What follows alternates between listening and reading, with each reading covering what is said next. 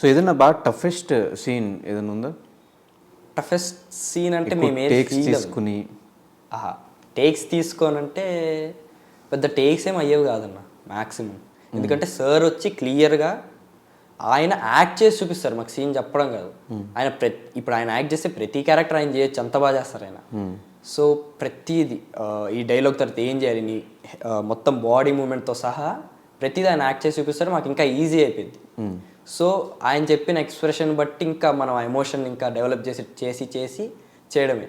ఇంకా టఫ్ అంటే మేము ఏది టఫ్ అని ఫీల్ అయ్యి చేయలేదు కాబట్టి మాకేది అలా అనిపించలేదు. ఎక్కువ టేక్స్ కూడా పెద్ద తీసుకునే వాళ్ళం కాదు.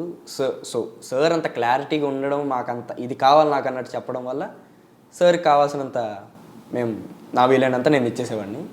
సో అలా ఏం జరగలేదు. ప్రభాస్ గారిని కలిసావా సెట్స్లో? లేదన్న, సెట్స్లో కలవలేదు. అసలు ఛాన్సే రాలేదు ఆయన కలవడం? లేదన్న. అట్లీస్ట్ ఏదైనా కాంప్లిమెంట్ ఆయన సైడ్ నుంచి ఇలా వచ్చిందని కానీ ట్రైలర్ రిలీజ్ అయిన తర్వాత ఏం లేదు? చూసుంటారు కానీ సార్ సైడ్ నుంచి ఏం రాలేదు ఇప్పటిదాకా. తర్వాత కూడా షూటింగ్ అయిన తర్వాత కలిసే ప్రయత్నాలు చేయలేదా నువ్వైనా? అంటే ప్రీ రిలీజ్ ఈవెంట్ ఇవి ఉంటాయేమో అనుకున్నాము, బట్ అవి ప్లాన్ చేయట్లేదు ఇప్పుడు. సో మేము ఫ్యూచర్లో కదా ఏం లేకుండా రిలీజ్ అయిపోతుందని కొంచెం బాధగా ఉందా? ఖచ్చితంగా.